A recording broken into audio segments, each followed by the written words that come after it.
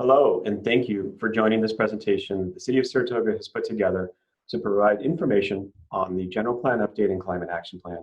We appreciate you taking the time to watch this video. I'd like to go ahead and introduce our speakers that you'll be hearing from to present this information. My name is James Lindsay, City Manager here at the City of Saratoga. So I'll be acting as a meeting facilitator of sorts. Nicole Johnson, our Senior Planner, will be providing you an update on the general plan project and the elements that we'll be updating in the general plan. Mainini Kubute, our Environmental Programs Manager, will be providing you all an update on the city's new climate action plan.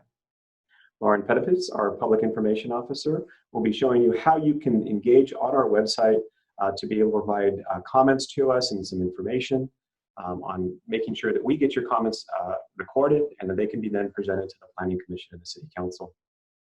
And Debbie Pedro, our Community Development Director, will be closing up the presentation and talking about future housing in Saratoga and what is happening at the legislature and regional planning and our future update that we're going to have to do to the housing element of the general plan and how does that impact Saratoga. And it's a preview, and what we're hoping that you do with that preview is to stay engaged with us, right to the legislatures, being able to stay engaged because that's really going to be important as we move forward and map out what the future of Saratoga looks like under these new rules that are ever evolving. So what I'd like to do now is go ahead and hand the presentation off to Nicole to guide us through the general plan update. Thank you, James. Every jurisdiction in California must have a general plan, which is the local government's long-term framework for future growth and development. The general plan represents the community's view of its future and expresses the community's development goals. The general plan contains the goals and policies upon which the City Council and Planning Commission will base their land use decisions. Next slide, please. Economic and other conditions change, and projects approved by the city must be consistent with the general plan. So updating the plan enables the local government to consider and plan for the community's needs based on thoughtful analysis, public input, and current conditions. The housing element is the only portion of the general plan that is on a mandated update schedule for 4, 5, or 8 years as listed by the Housing and Community Development Agency. Next slide, please. The general plan is made up of elements. Elements are like chapters that focus on different subjects in the city. The state of California requires every city in the county to have a general plan consisting of 7 required topics. Saratoga's general plan is made up of 6 elements because the open space and conservation element were combined. Land use element designates the general location and extent of the uses of land for housing, business, agricultural, open space, public facilities, and other categories. Circulation element defines the goals and policies for managing the movement of people and goods through the city. The open space and conservation element establishes goals, policies, and programs that value and protect natural resources to ensure that they are available for the future. The noise element examines noise sources in the city with a view towards identifying and appraising the potential for noise conflicts and problems, and identifies ways to reduce existing potential noise impacts.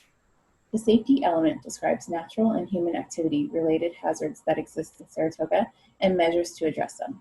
And finally, the housing element provides an analysis of the community's housing needs for all income levels and strategies to respond to provide for those housing needs. Next, please. Saratoga is currently updating the land use, circulation and open space, and conservation elements. Next slide. Each element contains goals, which are expressions of the community values, policies, commitments to a course of action, and the implementation measures, which are actions, procedures, or programs that carry out a policy. Next slide, please. An environmental impact report is a detailed analysis of environmental effects of the plan or development project. The EIR identifies alternatives to the proposed project and presents ways to reduce or avoid environmental damage.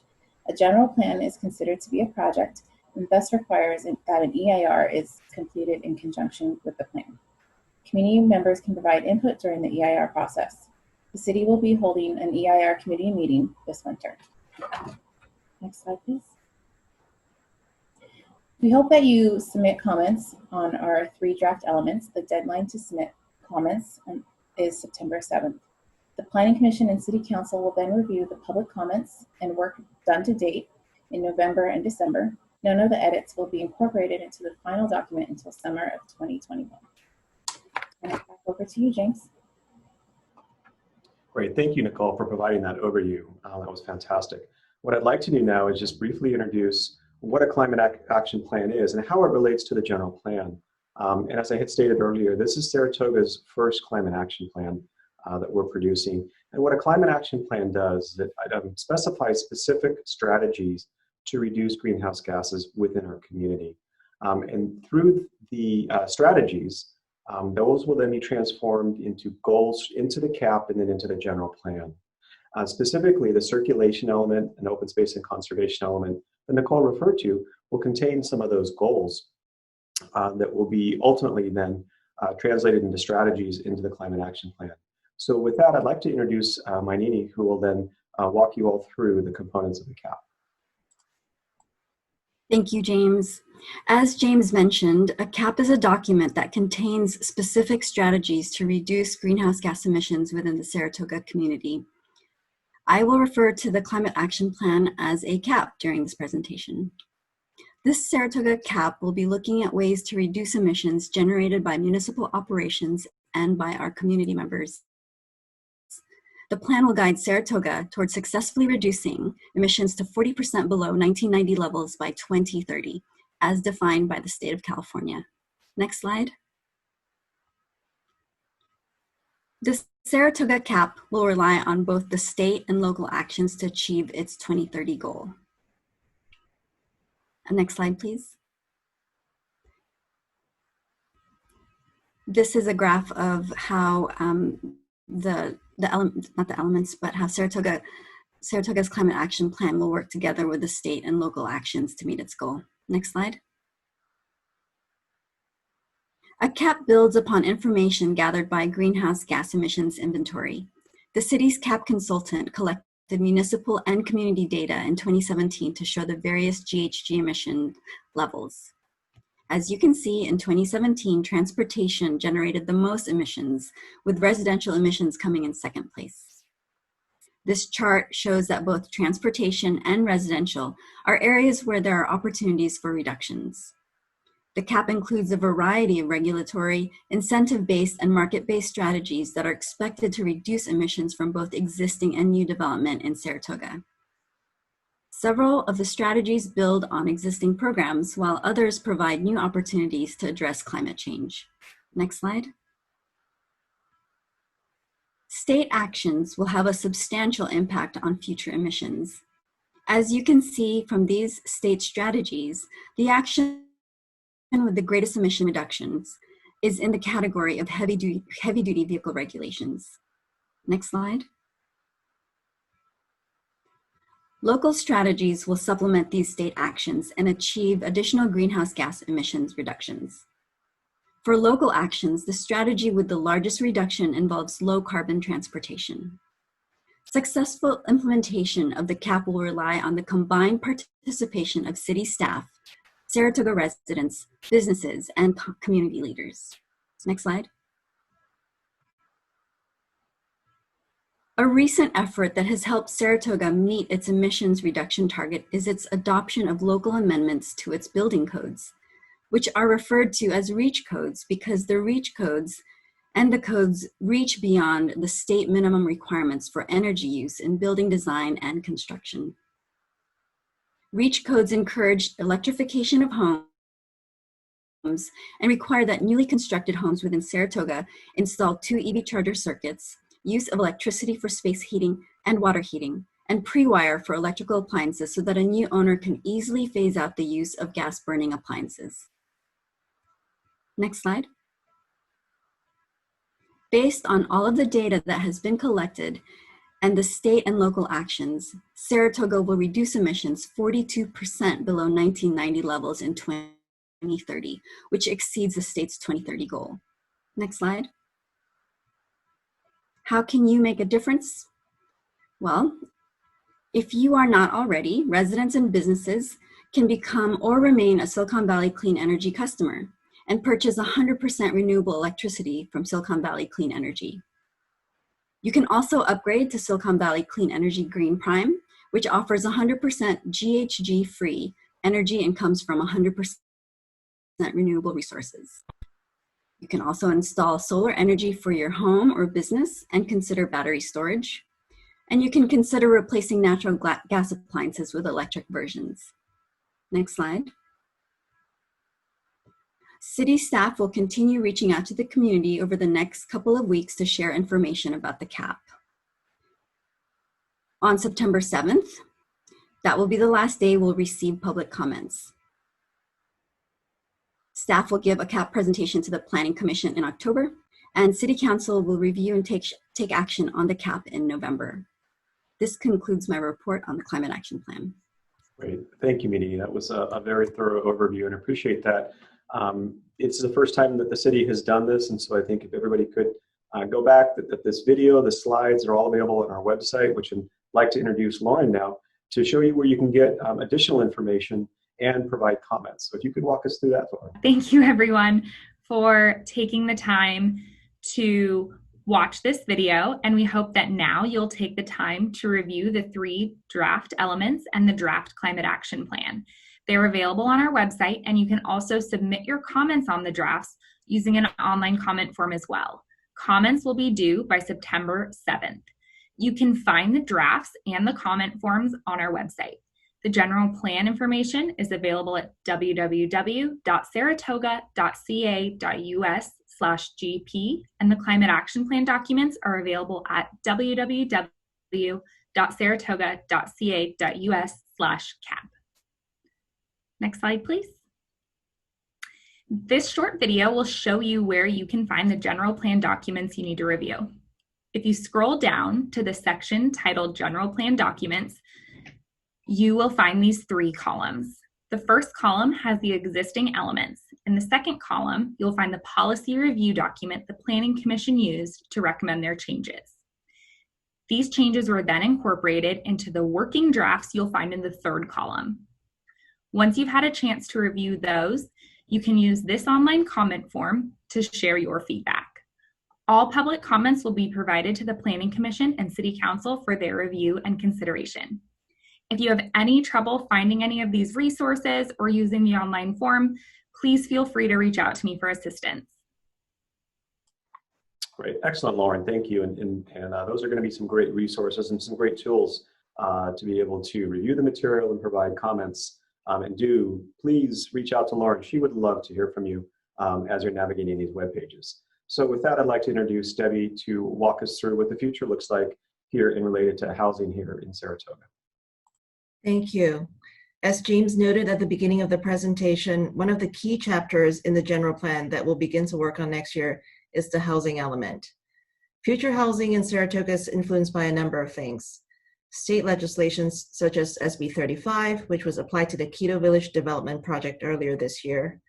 Plan Bay Area 2050, which is a 30-year planning document being developed by ABAC MTC, the regional planning and transportation agencies for the 9-county Bay Area. The Regional Housing Needs Allocation, or RHNA, is a planning effort headed by ABAC to develop the housing methodology and to assign housing units that cities and counties in the Bay Area need to plan for in their housing element. And also the city's housing element, which is updated every 8 years.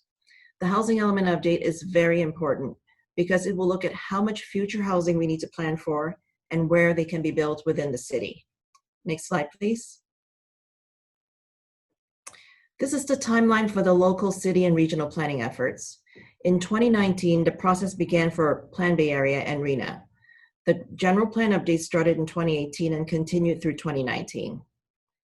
Plan Bay Area 2050 includes strategies that cover transportation, housing, the economy, and the environment, with the objectives of creating a more resilient and equitable future for the region.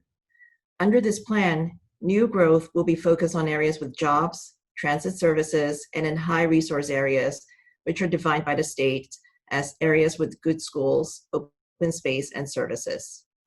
Plan Bay Area 2050 will influence the regional housing needs allocation because RHNA is required to be consistent with the growth pattern in Plan Bay Area 2050. ABAC began the RHNA process in 2019 and is currently developing the methodology to divvy up the housing allocations among the cities and counties in the region. Once the RHNA process is completed and Saratoga receives our housing numbers, the housing element will have to be updated to demonstrate that the city has adequately planned for and can accommodate the housing numbers assigned to us. The housing element work will begin in January 2022 and covers an 8-year planning period through the year 2031. Next slide, please.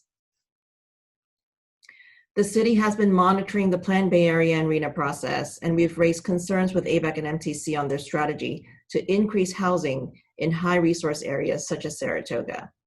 On July 28th, the mayor sent a letter to ABEC stating the city's concerns about Plan Bay Area. The city will receive draft RENA allocations in the spring of 2021, and jurisdictions will have the opportunity to comment on or appeal the allocations. The allocations is expected to be finalized by the end of 2021, and after that, we have about 1 year to update the housing element and determine how and where to plan for housing in Saratoga based on our RENA allocation. Since there are such strong connections between Plan Bay Area 2050, RENA, and the city's housing element, we have created dedicated web pages on the city's website with more information, and we hope you will continue to participate in the planning efforts that will shape the future of Saratoga. Next slide.